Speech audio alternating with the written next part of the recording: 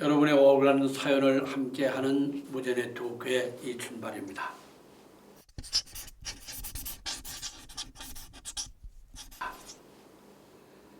우리 일상생활 모두가 이 법과 연관된 생활입니다. 그래서 법은 흔히 우리의 운명이라고 말을 하죠.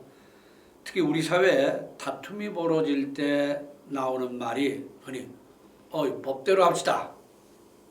그런데 법대로 법을 지키는 것이 오히려 손해라는 피해의식이 우리 사회에 상식화돼 버릴 정도로 법은 아주 크게 상처를 입고 또 권위도 잃었습니다. 법을 만들고 움직이는 이른바 법조인들이 스스로 지켜내지 못한 결과입니다. 법조인이 정직해야 함은 말할 필요도 없습니다. 특히 정직해야 될 직업의식이 요구되는 직업입니다. 3년 전에 한국은 OECD 국가 중에서 최하위 부패국가라는 오명을 뒤집어썼습니다.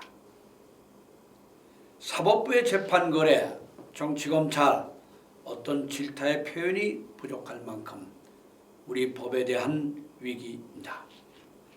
억울한 사연을 돕고 억울한 사연을 부른 해원시키기 위해 출범을 한 한국 무제네트워크의 연일 기막히게 참으로 억울한 사연의 주인공들이 모여들고 있습니다. 거대한 대학의 재판 비리를 지적을 하다가 감옥에 간 법대 교수. 이 법대 교수가 어떻게 법을 녹여서 수감자가 됐었는가? 이 기막힐 노릇입니다. 이해가 잘 안 됩니다. 사건의 주인공을 함께 분노하고 그와 함께 지혜로운 해법을 찾아보겠습니다. 이 자리에 사건의 주인공이 나와 계십니다. 안녕하십니까? 안녕하세요. 우선 본인 소개부터 좀 잠깐 해주시죠. 예, 전 모건대학에 1985년에 취직을 해서 92년에 제2명이 탈락한 법학과 민사법 전공의 이순철입니다.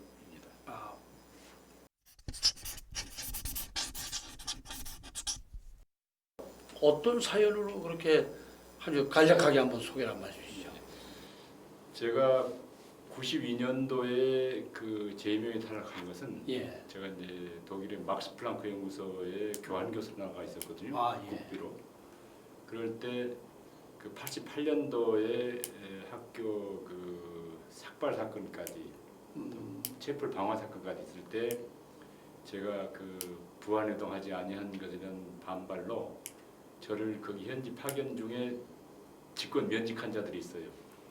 그들이 저를 노리고 있다가 제가 이제 학위하고 돌아오니까 부랴부랴 복직을 시켰는데 그 이듬해에 그 이사장이라고 하는 자가 정태수 한부철강에 학교 부지를 불법으로 팔고 팔아먹고 돈을 35억을 챙겼어요. 그걸 학교에서도 아무도 말하지 아니하고 교육부에 진정을 해도 교육부에서 증거 없다는 식으로 발표를 했어요. 대학이. 좀 간략하게 얘기하자면 학교의 재산 관계, 부동산 관련한 부분에 문제점 있는 걸 지적을 하시다가 네. 결국은 이제 유탄을 맞았다 이렇게 얘기를 할 수 있겠군요. 네, 그럼 이제 수감 생활을 얼마나 하셨습니까? 제가 징역 8월을 받아서 6개월 반을 가석방 될 때까지 살았습니다. 모범수기 때문에 6개월 많으시고. 저 법과대학 교수가 형소에 가본 아주 실제 체험을 한 거죠.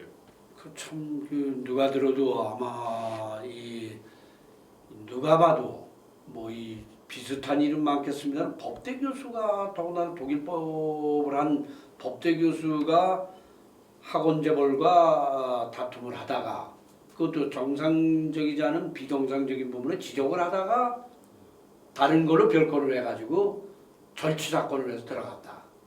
그 이후에 어떻게 됐습니까? 그러니까 법학 박사이고 교수인 이순철 해직 교수가 당시는 법인 사무국장이었고요. 그러겠죠. 자가 직위를 절취했다라고 하는 파렴치한 오명을 씌우면 제가 재기불능 상태에 갈 것이다. 그래서 복직을 거부해도 될 것이다 라는 조건을 만든 거죠. 그럼 당시에 그 사건은 지역 언론에도 상당히 노출이 되지 않았겠습니까? 지역 언론에서 언급을 하지 않으라는 게 참 해기합니다. 한 군데는 지역 언론 안 나왔어요. 없었어요. 대전에 대전일보도 있고 여러 가지 신문이 있었어요. 아주 이해가 안 될 만큼 조용했습니다. 그렇습니다. 그거 정말 의심해 볼 만이네요. 네, 정말 법대 교수가 인감 도장의 절취 사건으로 감옥소에 갔다. 센세이셔널 사건이죠. 그래야 될 텐데 전혀 보도가 안 됐어요. 그럼 법은 어떻게 검찰은 어떻게 했어요?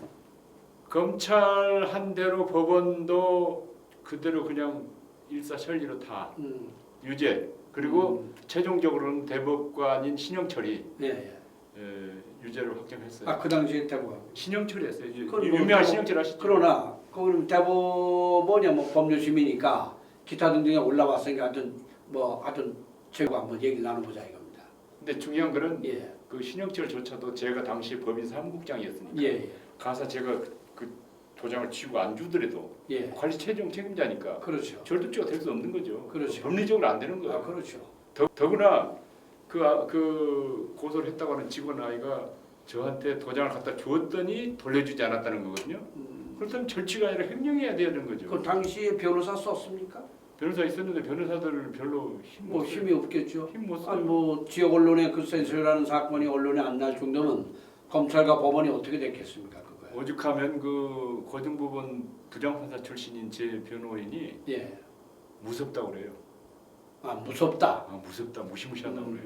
전부 짬짬이로 잡고 그렇습니다. 하게 되니까. 예. 그 이후에 우리 이 교수님의 하신 행위는 뭡니까?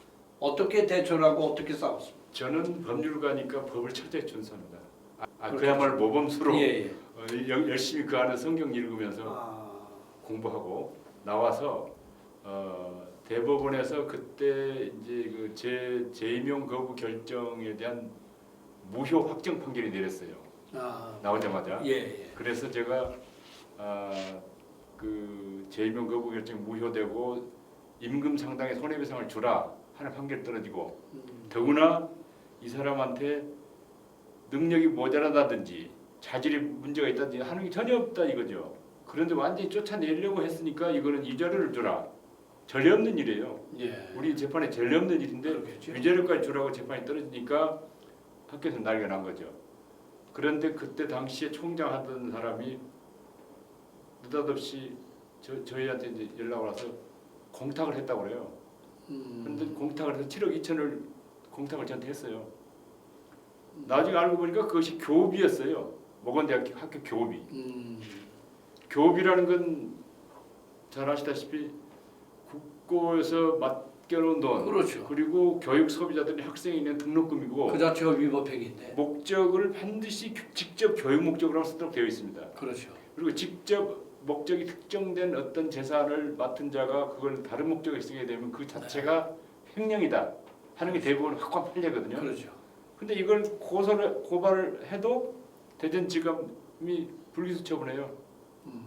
그때 당시 총장을 봐주는 자가 청와대 막강한 실력자니까.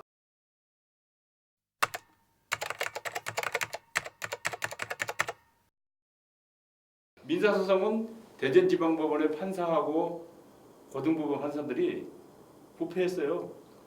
저는 그렇게 단언하는 게 뭐냐면 제가 그 소장을 내니까 판결문이 뭐였느냐, 이런 그 법률 조항이 있을 수 없다는 거예요. 아니 국민의 대표인 국회에서 만든 법률인데 이렇게 판사가 자기들이 뭔데 이렇게 하자, 그 법률이 무효라는 얘기예요. 그 판사를 경찰에 한번 고소를 해보시죠. 이제 그들이 바로 이 법의 국적의 대상이 된다는 이제 생각인데 그렇죠. 이제 법 판사에 나갔기 때문에 그거 하십시오. 그거 하셔야 되고 되고요. 아니 법에 있는 부분을 법에 없다고 주장을 했다는 게 판사입니까? 그렇게 해서 4년 만에 대법원에 가서 끌다가 파기환송이 내려온 거예요.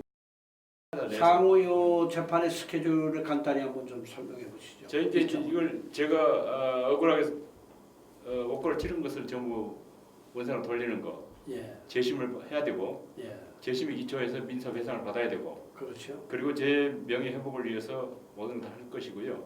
무엇보다도 제가 이 과정에서 지금 뭔가 하면 모건대학에서 제가 이제 이렇게 개인적인 일을 하다 보니까 모건대학의 비리 부패를 추구할 수밖에 없었고, 지금 모건대학이 2번에 걸쳐서 교육부로부터 감사를 받았습니다. 그래서 이른바 12개 이상의 시정 요구를 받았거든요. 예. 근데 시정 요구를 2년이 가도록 시정 조치를 안 하는 거예요. 예. 그런데도 계속 교육부가 시간을 끌면서 봐주고 있어요. 왜냐? 그동안에 유착관계가 있어서 봐주는 거예요. 이제 그래서 깊이 따져 보니까 심지어 현 정권의 실세들까지 결부돼 있다는 거예요. 아 그렇습니까? 이게 놀라운 일이에요. 예. 제가 이걸 따질 겁니다. 아 그거 따지십시오. 이제 이렇게 해서 이사들 부패한 이사들 전부 몰아내라 이거예요.